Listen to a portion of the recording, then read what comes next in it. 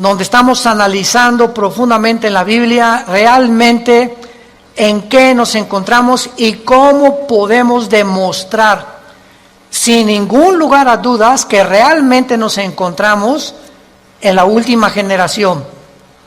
Y una de las cosas más importantes que tenemos que entender los cristianos es que es el tiempo de volverse a Dios. Es el tiempo de tomar en serio a Dios. La Biblia está llena de advertencias, como Mateo 7, en aquel día me dirán, Señor, Señor, hablamos lenguas, hasta demonios echamos, hicimos milagros, a muchos les hacíamos y se caían, etcétera, etcétera. Y les diré, nunca los conocí, porque nunca hicieron mi voluntad. Entonces, hacer la voluntad de Dios es creer que lo que la Biblia dice es verdad. Y si tú vienes a un estudio de francés, o a un estudio de hebreo, o de italiano, o vas a la escuela a estudiar geografía, imagínate que el maestro sepa que no llevaste tu libro de geografía, o tu libro de historia, o de civismo, o de todos los libros, ¿verdad? En mis tiempos que teníamos la mochila cargada como con 10 libros. Entonces no podía, nos sacaba de la clase el maestro en aquel tiempo. Entonces venía la Biblia, venía el domingo a la iglesia y no traer el libro. Pues ¿a qué vienes, no? Pues nomás vengo a oír, vengo a escuchar nada más. Pero cuando tienes la Biblia en tus rodillas y hablando el predicador, pero es que como están los versículos ahí en la pantalla, ¿para qué traigo ya la Biblia? Porque si no la aprendes a manejar, a ver el libro de Amós, me voy al índice, Amós página 1195, la busco rápidamente y me doy cuenta que comienzo a manejar mi Biblia y comienzo a descubrir dónde se encuentran en el Antiguo los Salmos, que está a la mitad de la Biblia, los Proverbios, el Apocalipsis, y no andas buscando Génesis en los Evangelios. Entonces, esta es la razón por la cual el cristianismo se encuentra como se encuentra. Ahora, fíjense ustedes, la segunda prueba, si mañana yo le pregunto a cualquiera de ustedes que no trajo la Biblia hoy, ¿me puedes hacer llenar una hoja tamaño carta en un resumen de lo que oíste ayer en la conferencia? No llenan ni la mitad de la hoja. Porque es más difícil recordar que estar escribiendo o tomando notas o estar en contacto con la Biblia o con el libro de geografía o de historia o con la materia que tengas que escuchar. Cristianos, familia de Dios, pónganse las pilas. Ya. Ya estuvo suave solamente de venir a calentar una silla el domingo sin tener en cuenta las grandes responsabilidades que tenemos como hijos e hijas de Dios. En la Biblia encontramos dos patrones que nos muestran claramente que Dios tiene en su plan cósmico de los tiempos cronología, porque dice yo soy el primero, yo soy el postrero, desde el principio hasta el fin. Entonces, el Dios de los cielos, creador del universo, el maestro de maestros, el sabio de los sabios, cuyos pensamientos no son otros pensamientos, tiene un plan. Y tiene un plan secreto. Por ejemplo, para darles rápidamente esto como un ejemplo, para no ser redundante, Satanás no sabía el plan de Jesucristo. Dice en 1 Corintios capítulo 2, si los príncipes de este mundo, o sea, está hablando de los principados satánicos, hubieran sabido que Judas no iba realmente a funcionar y que matando a Cristo se les iba a devolver el tiro por la culata, nunca Satanás se hubiera metido a Judas, ni hubieran crucificado a Cristo, ni el diablo hubiera asusado a los líderes religiosos para que lo crucificaran. ¿Por qué? Porque aunque sabían que venía el hijo de David y que algún día vendría un Mesías, no se mencionaba que era el Hijo de Dios. no se mencionaba que era Dios en la carne, aunque de alguna forma Isaías capítulo 7, capítulo 9, nacerá de una virgen, etcétera, etcétera, pero todo estaba muy velado. Entonces, el diablo y los demonios, lo único que sabían era realmente que él era un enviado de Dios, claro, Jesucristo, pero no entendían claramente que en su muerte se encontraba el secreto de su derrota y menos en su resurrección. Y cuando Cristo resucita a los 3 días, qué susto se llevó Lucifer al darse cuenta que ahí fue exhibido, dice Colosenses 2, 14 en adelante, públicamente, como que Cristo venía a vencer y a decirnos que mayor es el que está entre nosotros que el que está en el mundo. Entonces, así la Biblia está llena de secretos y de piedras preciosas escondidas que Dios le quiere revelar a los cristianos, pero no a todos los cristianos. Oiga, ¿de qué está usted hablando? Que no todos somos iguales en cuanto a que somos hijos de Dios. Pero así como en los apóstoles encontramos en el cuadro de la última cena, a uno nada más de los 12 apóstoles recargado en el pecho de Jesús, ¿quién era? El apóstol Juan. ¿Por qué solo a Juan se le retrata en el pecho de Jesús? Porque era el apóstol del amor, el apóstol que él escogió, en lugar de los otros 11, estar más cerca de Jesús. Y ese lugar en el pecho de Jesús está vacante. Entonces, hay cristianos que están más cerca de Jesús que otros, son cristianos, pero como Pedro algún tiempo de su vida, lo siguen de lejos. Nunca traen la Biblia, llegan a un hospital a hablarle a una persona, a tu mamá, a tu madrina que se está muriendo, que tiene cáncer, y llega el doctor, ¿alguien puede leer un salmo en un velorio, en un entierro? Y los cristianos, piu, piu, piu. No abren ni el pico, nada absolutamente, porque no saben ni dónde se encuentran los salmos, ni qué pasaje leerle de la Biblia a un enfermo, o cómo guiarlos y decirles que necesitan el plan de salvación, recibir a Cristo. Entonces tú tienes que tener una Biblia en tu coche, otra en el baño, otra en tu oficina, en tu cuarto, en tu taller. Hay otras chiquitas que traen para cuando viajas en el avión, en el autobús, etcétera, etcétera. Tenemos que ser hombres y mujeres de la palabra de Dios. Y hasta que tú tomes esa decisión en tu vida, las cosas van a cambiar como no te imaginas. Porque serás fortalecido como un árbol plantado junto a corrientes de agua, que da su fruto a su tiempo, su hoja no cae, y todo lo que hagas, escúchame bien, todo lo que emprendas, prosperará. Porque el fruto de nuestra prosperidad y nuestras bendiciones vienen de nuestro contacto con este libro. Muy bien, dentro de la cronología del plan de Dios, Dios le dio a Israel la semana de 7 días, 6 días de trabajo por uno de descanso, y al mismo tiempo que Dios creó en 6 días el universo, el 7º de descanso, Dios dice en el Salmo 90, en Primera de Pedro, que para Dios un día de 24 horas es como 1000 años. Con mucho cuidado, síganme. Entonces, estos 6 días de 24 horas, Dios le da a Israel semanas de años también. En otras palabras, bíblicamente, la historia del ser humano, desde Adán hasta que venga Jesucristo en su segunda venida, tienen que pasar 6000 años. Por ahí ya vamos bien.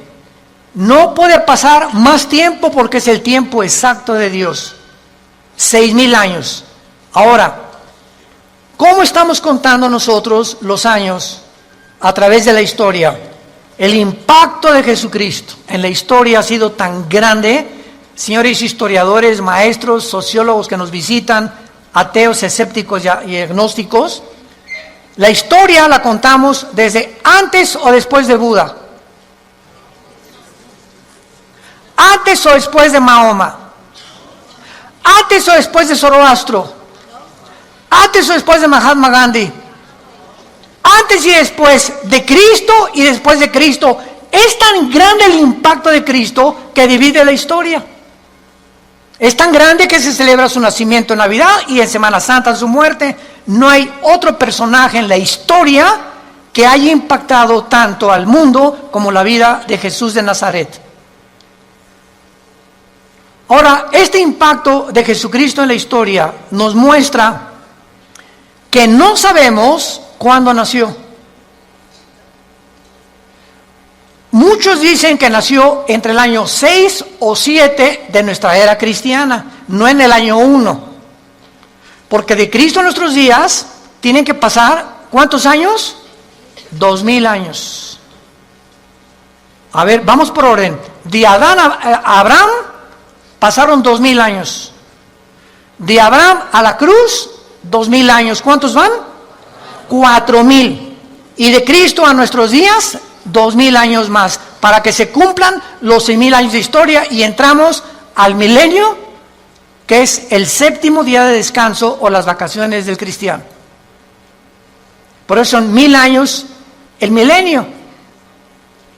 Entonces, si han pasado estos 2000 años de Cristo a nuestros días, ¿por qué no ha venido? Lógico, ¿verdad? Bueno, vamos a ver algunas razones, y es maravilloso esto. Los judíos, en la Biblia, el año es de 360 días. ¿Lo sabías, verdad? El año de los judíos, o el año bíblico, es lunar, no solar. Los judíos contaban a través de la aparición y la desaparición de la luna como los días, no como nosotros.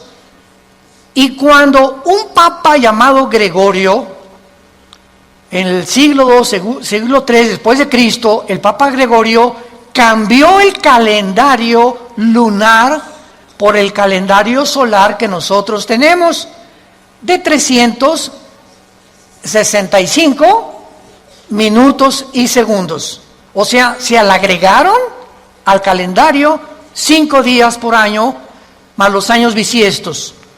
Entonces, aquí hubo un desajuste, porque cuando llegaron los romanos en el año 70 después de Cristo, de que él murió, y finalmente en el año 135 después de Cristo, cuando ya arrasaron con Jerusalén, todos los libros de la Torá y los libros del judaísmo, donde tenían ellos la cronología y la contabilidad de los años desde Adán a nuestros días, de acuerdo a las genealogías de la Torá, desaparecieron. Y después los judíos volvieron otra vez a sacar 2 libros más, aparte de la Torá, que se llama el Talmud y el Mishnah. Estos 2 libros no son inspirados por Dios. Inspirado por Dios es la Torá, que involucra los 5 libros de la Biblia. Por eso es Torá. Los primeros 5 libros de la Biblia son el Pentateuco, como se llama, o la Torá, porque son los libros que Dios le dio a los judíos con las leyes de Israel. Pero el Mishnah y el Talmud son interpretaciones de la Torá. Entonces no fueron inspirados por Dios. Y en el Talmud y el Mishnah hay 600 más mandamientos que los judíos tienen que cumplir. Como por ejemplo el Shabbat. La última vez que mi esposa y yo estuvimos en Jerusalén, ahora los invitamos, vamos a regresar en junio de este año a Jerusalén, ya van más de 150 inscritos, increíble, y a ver si nos alcanzan los cohetes, dirán. No, lo que más me han, los correos que más hemos recibido, ahora que comenzó el conflicto entre Irán y Estados Unidos, que es un conflicto que se inició en 1979, cuando el Ayatollah Khomeini convierte Irán en la República Islámica de Irán.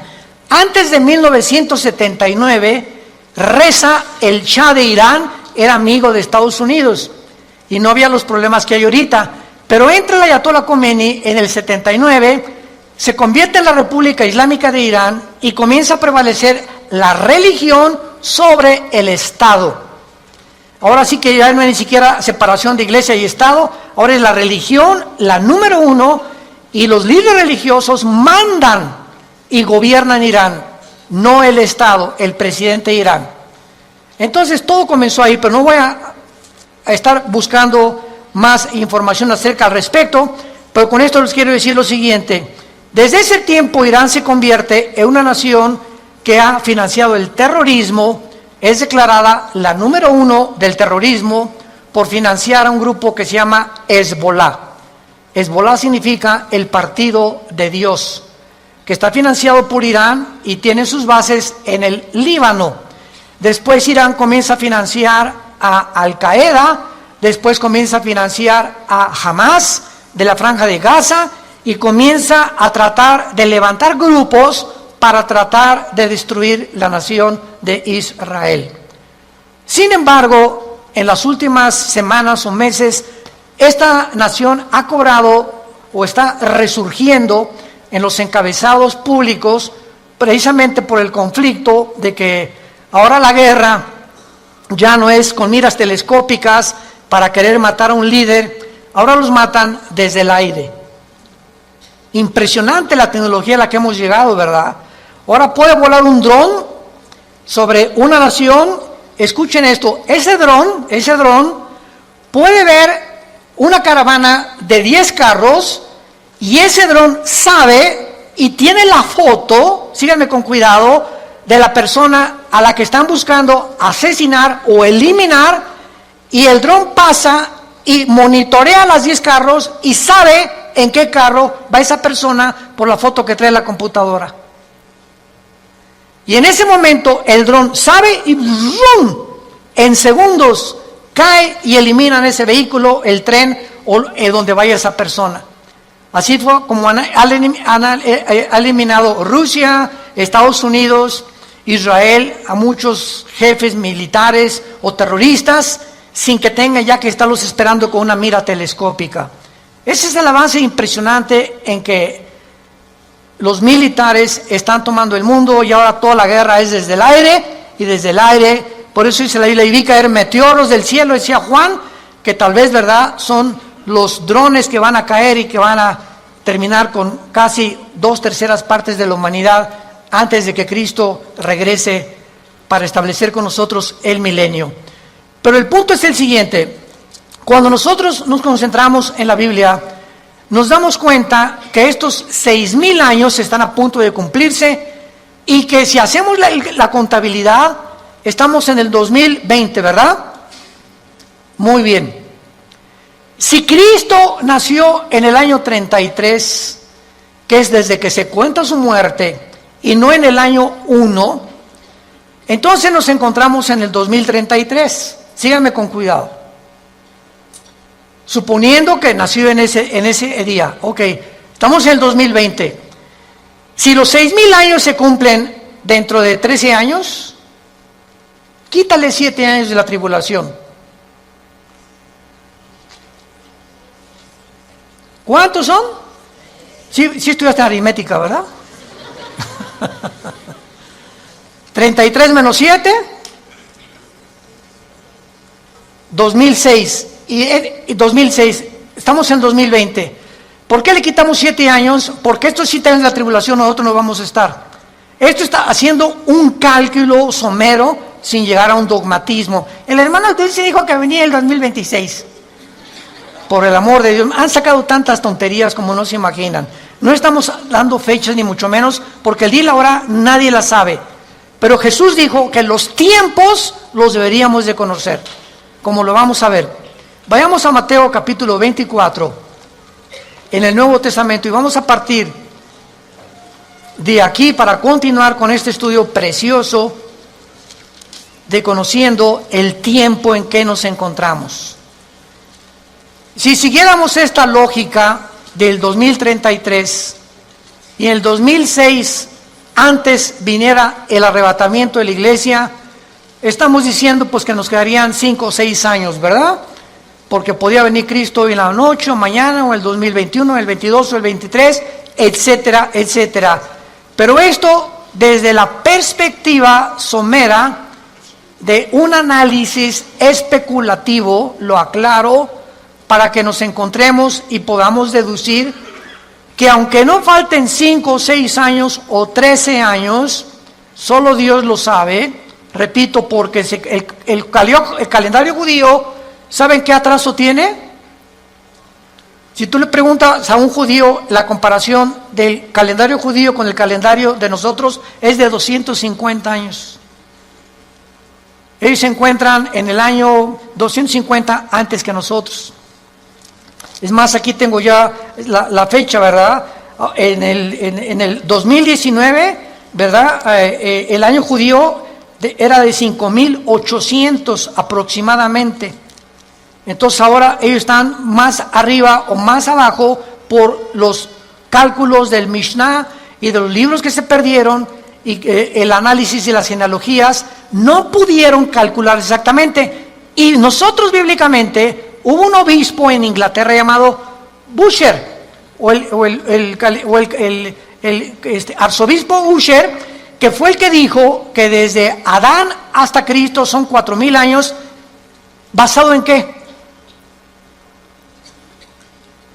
Basado en las genealogías que se encuentran en el capítulo 10 del Génesis. Ahí está la genealogía de las naciones. Adán tuvo esto y esto y esto, y Isaac tuvo esto y esto y esto, y etcétera, etcétera. Y ven todas las genealogías de donde descendemos todos. Y basado en esas genealogías, que hay un margen de error de algunos años, se calculó que de Adán a Cristo hay 4.000 años, y de Cristo a nuestros días llevamos 2.000 años. Pero no puede haber más de 25 o 30 años de margen de error. Entonces nos encontramos demasiado cerca, más cerca de lo que nos imaginamos. Ahora bien, otra cosa importante, antes de leer Mateo 24. El rapto de la iglesia, es increíble que haya personas que ya ni en el rapto crean. Yo he escuchado conferencias de personas que no creen ya ni en el rapto. Estamos en la apostasía. Están negando cosas superbíblicas. Si el rapto de la iglesia comienza con la firma del anticristo, autorizando la reconstrucción del templo judío, en el momento que el anticristo confirme Daniel 9, 24 al 27, especialmente el 27, y firme, los judíos tienen derecho a habitar en paz sin que nadie los moleste por 7 años y pueden reconstruir su templo, ahí, ese día, ese minuto, esa hora, comienza los últimos 7 años que se conocen como el tiempo de angustia de Jacob, el día de la ira de Dios o de Jehová, y el Nuevo Testamento, segunda de Tesalonicenses capítulo 2, 3 y 4, el día del Señor. El día del Señor no es el día del rapto, el día de Cristo es el día del rapto, el día del Señor es el tiempo de la tribulación, para que sepamos distinguirlo proféticamente a ustedes que les interesa el estudio de las profecías. Entonces, desde ese momento, muchos creen que al firmar el anticristo, el pacto, los cristianos desaparecemos y somos arrebatados. No es así. El rapto puede ser 1 año antes de que el anticristo confirme el pacto. ¿Me van siguiendo con mucho cuidado? El arrebatamiento puede ser 3 años antes de que el anticristo firme el pacto. O puede ser 1 semana y a la semana el anticristo confirme el pacto. Entonces no hay tiempo para poder establecer el rapto, ni el día ni la hora. Viene sin que nosotros lo sepamos. De repente desaparecemos del mundo y pueden pasar 1 año, 2 años, 6 meses cuando comience la gran tribulación. Pero lo que es importante es que cuando la iglesia sea sacada del mundo, Dios regresa a tratar con Israel espiritualmente. En 1948, cuando los trajo y se constituyeron en una nación libre e independiente, ahí Israel renació, resucitó nacionalmente. Entonces los judíos regresaron en el 48 sin convertirse al Mesías, porque hasta la fecha en Israel, la mayor parte de los judíos no creen en el Mesías, en Jesús. Solo un judío que se convierte se llama judío mesiánico. Nunca ellos se llaman cristianos. ¿Saben por qué? Porque cuando oyen la palabra cristiano, los judíos asocian el cristianismo con la Iglesia Católica. Y la Iglesia Católica los persiguió más de 250, 300 años en la Inquisición con el señor Torquemada en España. Y a los judíos que no querían aceptar a Roma como la salvación, los torturaron, los quemaron, los abrieron de piernas, a las mujeres les sacaban el bebé del vientre, hicieron terribles cosas que Hitler parecería Pinocho con lo que hicieron los nazis. Todos los judíos oyen hablar del cristianismo. Cuando veamos a Israel se los vamos a advertir. Aguas porque ahí vienen las piedras, O sea, sobre todo en el muro de los templos, cuando están todos los judíos orando, ya ven que ellos hacen así. ¿Saben por qué hacen así al orar ellos? Porque uno de los salmos dice que al orar deben menear la cabeza y recordar que deben recordar lo que están orando. Por eso oran así ellos, entierran sus papelitos en el muro de los lamentos, traen su kipá, cubierta la cabeza. A nosotros se nos prohíbe taparnos la cabeza cuando estemos orando. 1 Corintios capítulo 11. Entonces, ellos lo pueden hacer porque son así, esa es su costumbre. Pero ellos, ¿verdad?, no creen en el Mesías y ellos asocian, si les dice soy cristiano, ellos no saben que el cristianismo no es el catolicismo. El catolicismo es la perversión del cristianismo. El catolicismo nació 250 años después de Cristo. Durante 250 años no hubo papa, no hubo liturgias, no hubo sacramentos, no hubo santos a quienes invocar, no tenías que tomar una cosa o una hostia para decir que estabas recibiendo a Cristo, pero se convierte Constantino, el último emperador romano, y entonces absorbe el cristianismo antes de él como la religión oficial del Sacro Imperio Romano. Y decimos en mi tierra, es la misma gata pero revolcada. Entonces el Imperio Romano políticamente se da la vuelta y se convierte con el mismo poder, escúchenme, pero religioso. Y desde hace casi 18, 19 siglos, el Imperio Romano es el imperio del Vaticano y gobernó Europa, a los príncipes, a los reyes, y nadie en Europa se podía casar ni a tener negocios sin el permiso de Roma, de la religión. Y los que no pertenecían y aceptaban que el Vaticano era el único representante de Dios, los quemaban, los crucificaban, los echaron a los leones, etcétera, etcétera, etcétera. Ya hablando después del Coliseo romano famoso.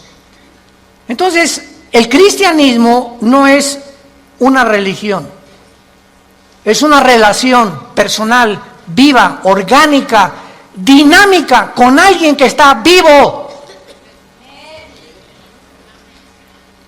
Y cuando salimos de la religión y nos encontramos con el Jesús resucitado, que quiere entrar a tu vida hoy, tal vez tú no lo tengas, descubres que el cristianismo es diario.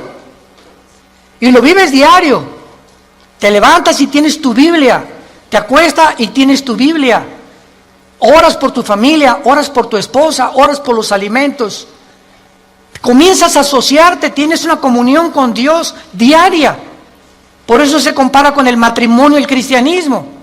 Imagínense mi esposa y yo, que me digan 8 meses, Armando, en estos 8 meses que tenemos tú y yo, nos hemos sentado algún día a platicar y algún día tú me has comunicado y compartido tus sentimientos, tus expresiones, cómo te sientes para que yo te conozca más, porque llegamos en la noche y nomás oigo y te volteas para el otro lado, te vas a trabajar durante todo el día. Es más, nos vamos a un seminario de matrimonios, que es donde nos encontramos otra vez, o de vacaciones, y no nos hablamos, tú con el periódico, yo no te conozco, tenemos 30 años de casado, y no te conozco, eres un desconocido para mí, eres una desconocida para mí. ¿Por qué? Porque nunca descubrieron que el matrimonio es comunión. Es comunión. Se pierde la comunicación del matrimonio, perdiste tu matrimonio.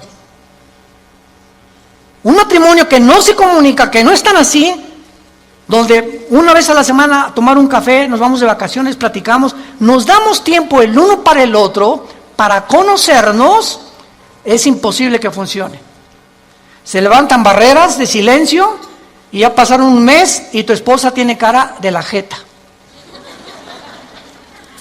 Y nosotros hoy, ¿qué le he hecho? Es que hay tantas cosas de ellas que les molestan de nosotros. Pero ¿cómo vamos a descubrirlo si nunca, oye, mi amor, tienes tu jetita linda, dorada, parece una princesita pero con jeta? Dime qué te pasa, ¿verdad? Y a las mujeres les encanta.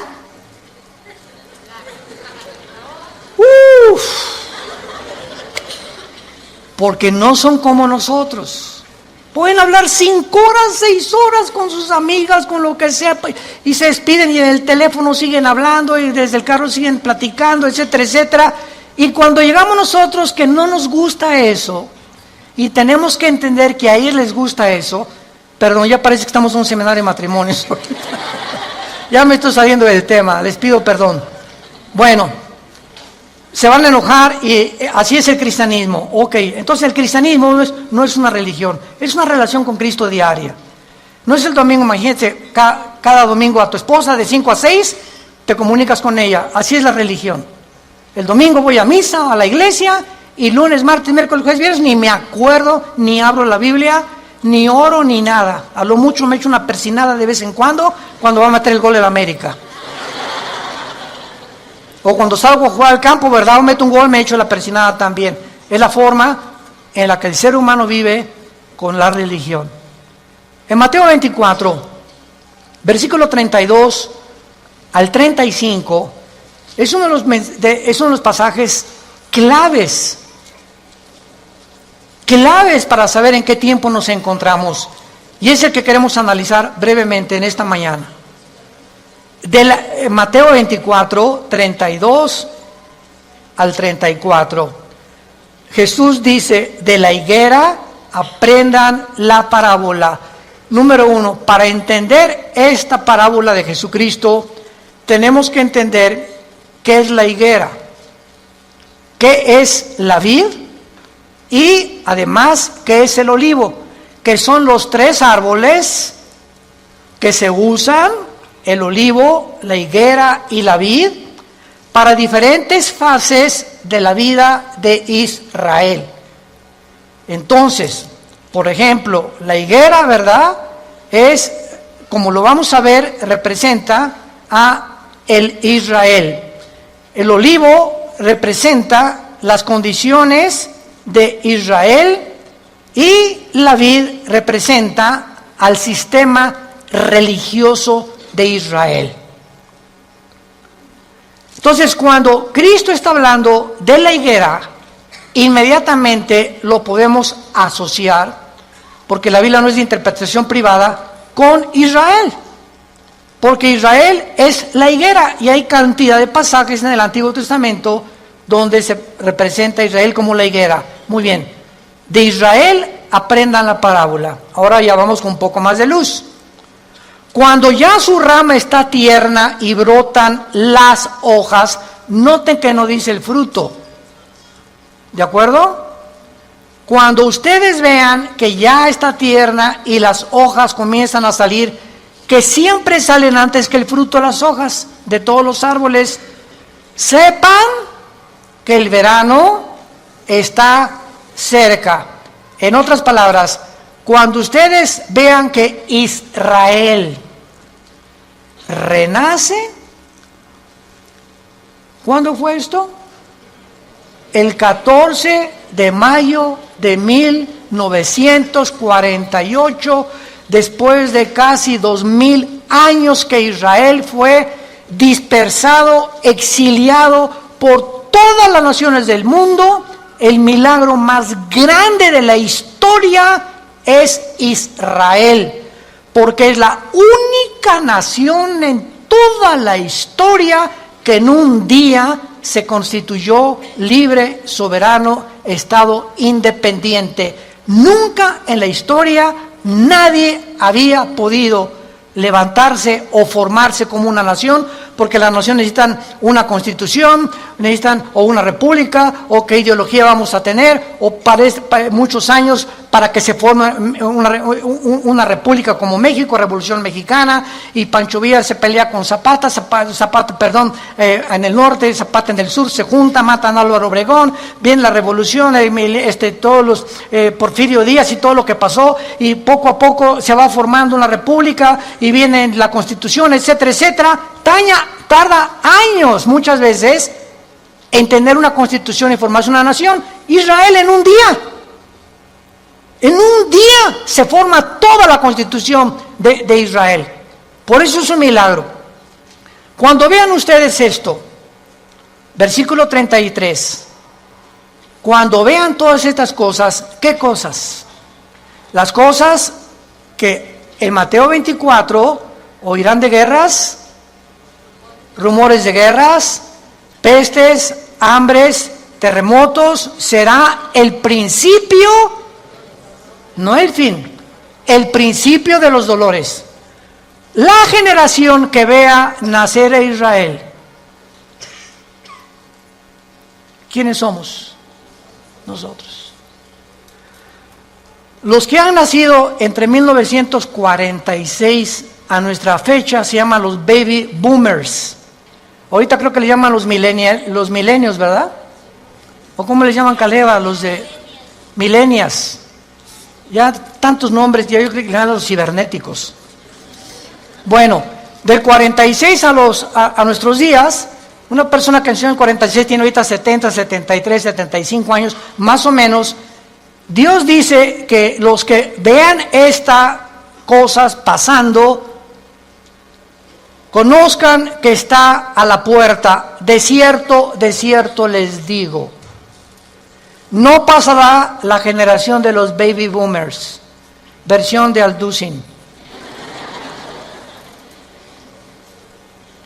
Traduciéndolo al léxico del siglo XXI. No pasará la generación del 48 hasta nuestros días, hasta que todo esto acontezca. Más claro Jesús no podía ser. Ahora muy bien, ¿cuánto es una generación? El Salmo 90 y 1 de Pedro capítulo 3 dicen que una generación es aproximadamente entre 80 y 90 años de edad. Dice, los más fuertes 85, 90. Porque sabemos que antes del diluvio pasaban hasta los 500. Noé a los 500 años fue papá. ¿Se imaginan? Matusalem a los 969 años es el personaje más grande que ha vivido, más que tu abuelito y el mío. Matusalem, 969 años. Viene el diluvio, cambió todo. ¿Y saben por qué se redujo la edad? Porque si Dios nos hubiera dejado vivir más tiempo, ya nos hubiéramos matado como las ratas. ¿De qué estoy hablando? Agarra un cuarto de 5 metros por 5 metros y mete 50 ratas. Van a vivir un mes. Redúcelo a la mitad. Van a vivir 15 días porque se matan más rápidamente. Y mientras más lo reduzcas, más rápido se muerden unas a otras. Mientras más grande el espacio, más tiempo viven. Entonces, así nosotros, Dios tiene que reducir más y más nuestra vida, porque mientras más querramos vivir, si así con 80 años de edad estamos al punto de una tercera guerra mundial, ahora imagínense que Dios nos hubiera concedido que viviéramos más tiempo. Entonces, por la misericordia de Dios, se redujo la vida en los más robustos, 85, 90 años. En el caso de mi familia, mis abuelos maternos de 97, 95 años murieron. En el caso de mi paterno, mi abuelo murió de 90, mi abuela de 95.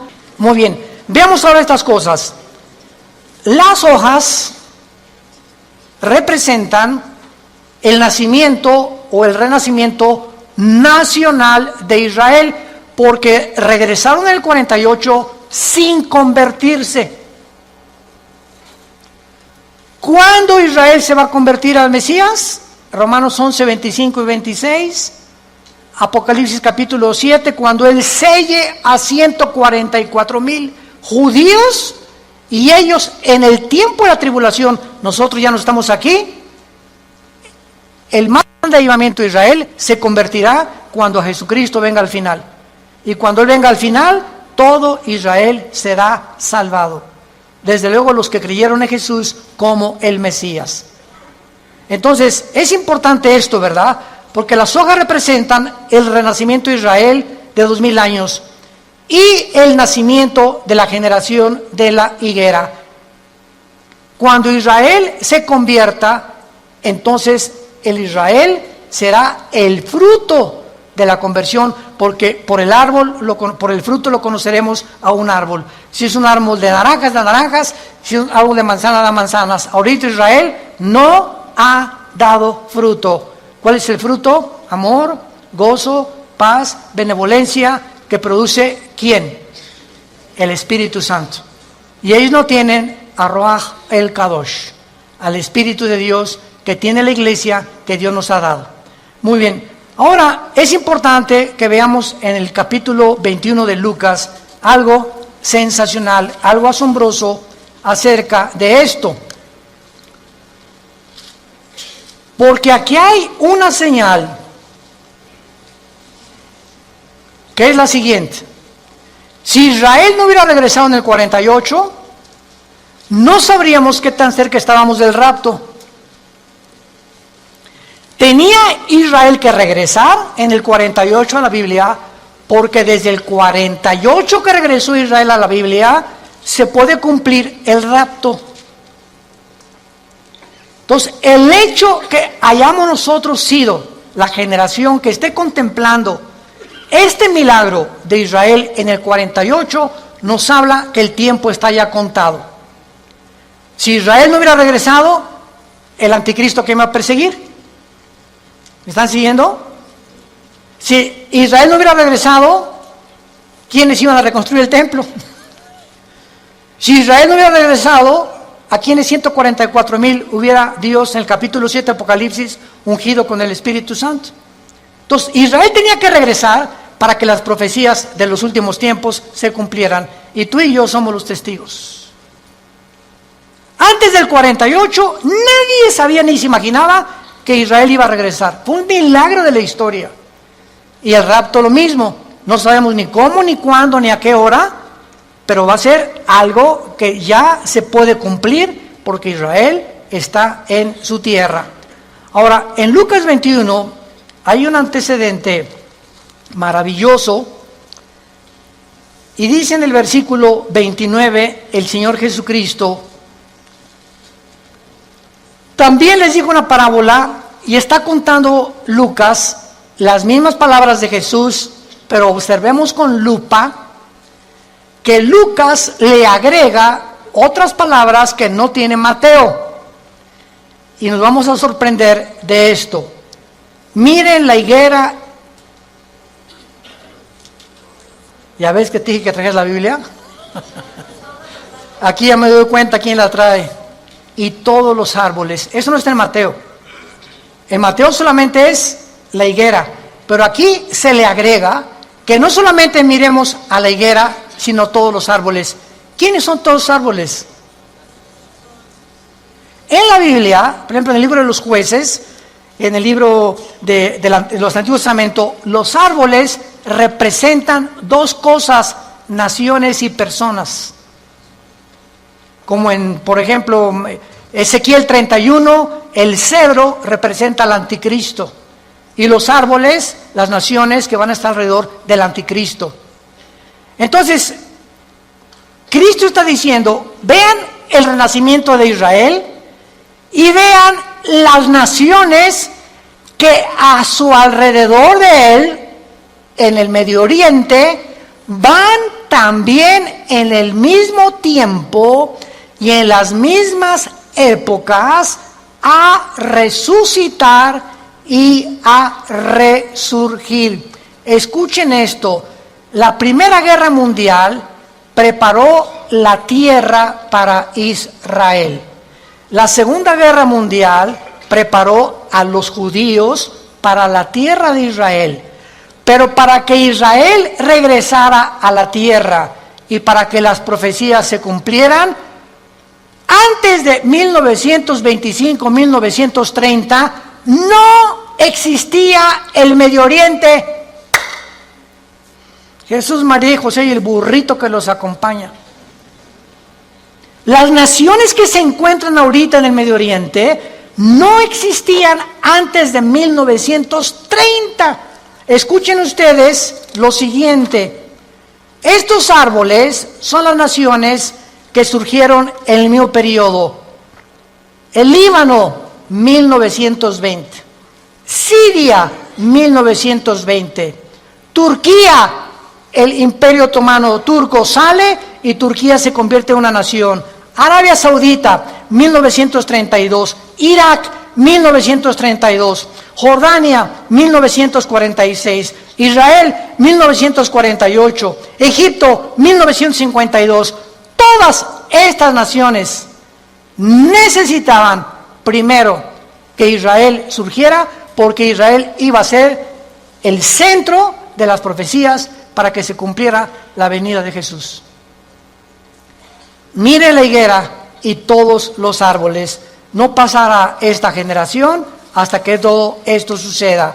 Es sorprendente observar que el Medio Oriente visible, tal como lo vemos ahorita, fue formado en el siglo XX. Existía la Mesopotamia, o sea, Siria y Irak, era lo mismo, era el Medio Oriente, pero no estaba la división entre Siria y entre Irak, Transjordania, Jordania, el Líbano, Egipto. Egipto existe desde hace cientos de siglos, pero no estaba formado exactamente con las divisiones geográficas que los ingleses y los franceses, que fueron los que colonizaron con Portugal y España el Medio Oriente, determinaron, y ellos fueron los ingleses y los franceses los que dividieron el Medio Oriente tal como nosotros lo conocemos actualmente. A Israel le asignaron ese pedacito de tierra, a Jordania eso, a Arabia Saudita eso, a Líbano eso, a Siria eso, y fue después de la Primera Guerra Mundial. Estas cosas que están pasando, vemos nosotros que tenían que suceder para que nosotros pudiéramos comprender que las profecías bíblicas tenían que cumplirse. 1945 termina la Segunda Guerra Mundial. ¿Quién gana? Estados Unidos, Inglaterra y Rusia. 1957 se firma el Tratado de Roma, donde Jacques Delors, francés, Europa, unámonos, porque la unión hace la fuerza y Europa tiene que tener una moneda, tiene que tener una constitución, tenemos que unirnos todos. 1967, la Guerra de los 6 días. 1989, cae el comunismo y en ese momento comienza la democracia a elevarse en el mundo. 1992, el Tratado de Maastricht forma la Unión Europea. En el 2016, Inglaterra dice a la Unión Europea, ahí nos vemos el Brexit. Los ingleses no quieren someterse al euro, quieren mantener su independencia con la libra inglesa, esterlina, y ellos quieren tener su propio gobierno, no quieren pagar los impuestos a la Unión Europea. Y estos acontecimientos tenían que suceder después de Israel, del 48. Las Naciones Unidas, la Unión Europea, el Mercado Común Europeo, el Fondo Monetario Internacional, la OTAN, la OPEP, todo tenía que formarse después de Israel. ¿Para qué? Para preparar el camino a las profecías que tenemos aquí de los últimos tiempos, y todos estos eventos han sucedido ante nuestros ojos para que sepamos que los cascos del Apocalipsis se escuchan en el cielo. ¿Qué es el 2021? Violencia, incendios en Australia, más de 1.000 millones de especies, ¿me escuchaste bien?, de animales han muerto en Australia. 1 millón de especies casi en las Américas de animales. Y estamos involucrando también a delfines, ballenas, tiburones y peces. Incendios en California, incendios en otras partes del mundo, inundaciones, tsunamis, cambios de clima, ya no hay primavera, ya no hay verano, huracanes devastadores, cada día con más fuerza, grado 3, grado 4, etcétera, etcétera. Nos encontramos en un mundo convulsivo políticamente. ¿Qué será? ¿Será melón? ¿Será sandía? ¿Comunismo o socialismo? ¿O autocracia? ¿O monarquías otra vez? ¿O una oligarquía? ¿O qué sistema? No, vamos a mezclar mejor ya. Comunismo con capitalismo como China. O socialismo pero también con capitalismo. Y es una ensalada del chef en las ideologías gubernamentales y filosóficas, porque el mundo ha llegado a su fin. Ningún sistema ha funcionado, el comunismo cayó, fue un fracaso, se vuelve a desenterrar al mismo muertito, porque la historia nos enseña que el hombre no aprende de la historia. Y cometemos los mismos errores, porque usted es la generación de los milenistas, o milenios, o ¿cómo les llaman? Cibernético les llamo yo, ¿verdad? No han experimentado lo que nuestros padres en la Segunda Guerra Mundial, lo que se sufrió, y ahorita el pasado ya no existe para ustedes. Ahorita solamente la computación y esto dinero, y qué carrera es la que más dinero produce, y por acá y por allá, y somos movidos por una ambición, una especulación, una comercialización de todo en todas las cosas, porque el mundo se dirige al comercio. ¿Sabían ustedes eso? El anticristo va a establecer un sistema de comercio en Medio Oriente que va a ser el Plaza Galerías más grande del mundo, en Irak, donde nació tu madrina. Y cuando nosotros veamos ciertas cosas, nos damos cuenta que el mundo se encuentra en un precipicio, que nos queda muy poco tiempo. Yo te pregunto, ¿tú eres cristiano? Si me contestas que sí, te hago la segunda pregunta. Desde que tú te convertiste, ¿has guiado a alguna persona a recibir a Cristo en su vida? ¿O eres de las personas que estás en el hospital con tu madrina muriéndose? Pastor, ¿puede venir a hablarle a mi esposa de Cristo? ¿A mi madrina? Oye, entonces, ¿qué tú no le puedes dar un versículo de la Biblia o compartir el plan de salvación? ¿No sabes cómo guiar a tu madrina en agonía a que reciba a Jesucristo en su cama? Tienes que recurrir al pastor. Se murió. ¿Puede venir al funeral para predicarles de Cristo? ¿No lo puedes hacer tú? Claro que vamos, porque es nuestra responsabilidad de los pastores. Pero ojalá que se levantaran más familias ya con un liderazgo, con la convicción profunda de que es lo más importante que el ser humano pueda tener, regresarse a Dios y pedirle perdón por tus pecados. ¿No lo quisieras hacer tú en esta mañana? ¿No quisieras tú considerar ante los acontecimientos que nos rodean que verdaderamente necesitas a Dios? Que tú no puedes ya seguir jugando a la matatena con el cristianismo, ni creyendo o engañándote, que es peor. Porque una persona engañada no sabe que está engañada porque está engañada. Entonces, para que alguien sepa que está engañado, tiene Dios con la Biblia que decirle: estás mal. Tú crees que eres, pero no eres más que un pobre, desventurado, miserable y desnudo pecador que tiene necesidad. Que unja tus ojos con colirio, como la iglesia la Odisea en Apocalipsis capítulo 3, y que tengas una relación conmigo todos los días. Que te levantes en la mañana y lo primero que hagas: mi alma tiene sed de Dios. Como el siervo clama por las aguas, mi alma tiene sed de Dios. ¿Hay esa pasión por Dios en tu vida? ¿Buscas a Dios con todo tu corazón? ¿Vienes al domingo y ya traes tu Biblia? ¿Ya te cayó el 20? ¿Realmente estás convencido que esto es lo que realmente Dios quiere para tu vida? Despiértense, porque el día está amaneciendo y tenemos que recurrir a las promesas de Dios para saber que no todo el que me dice Señor, Señor, sino el que hizo.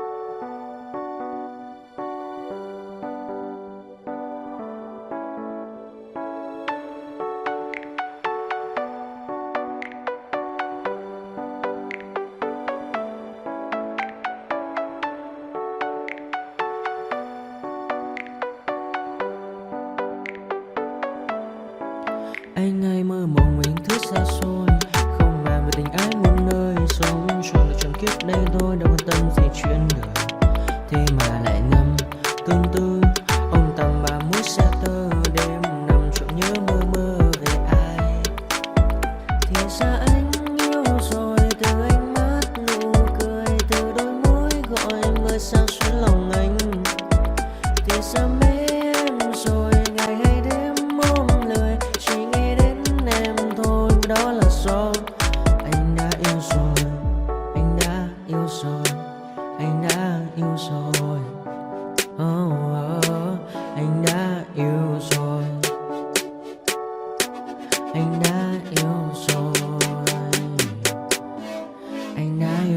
soi.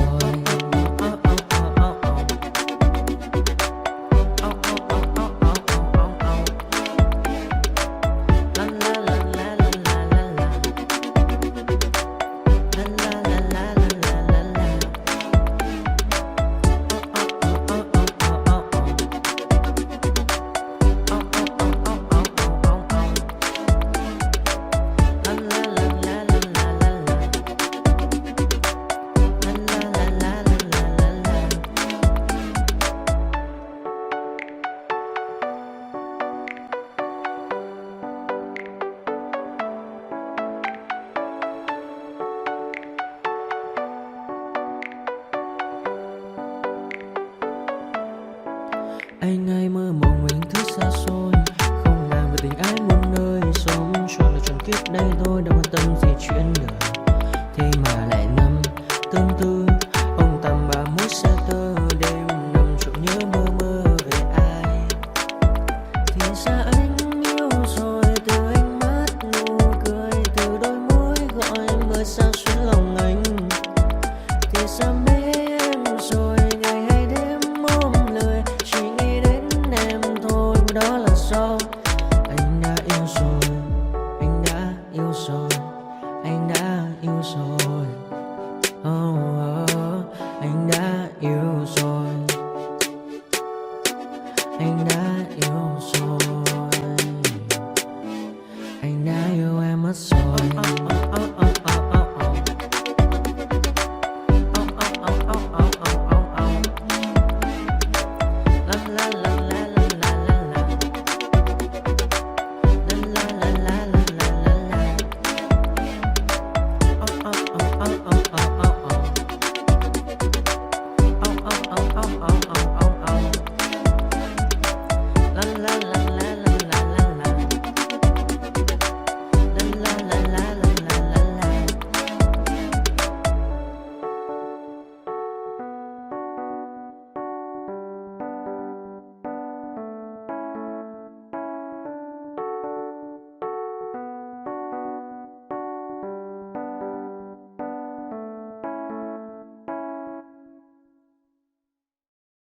Thank you.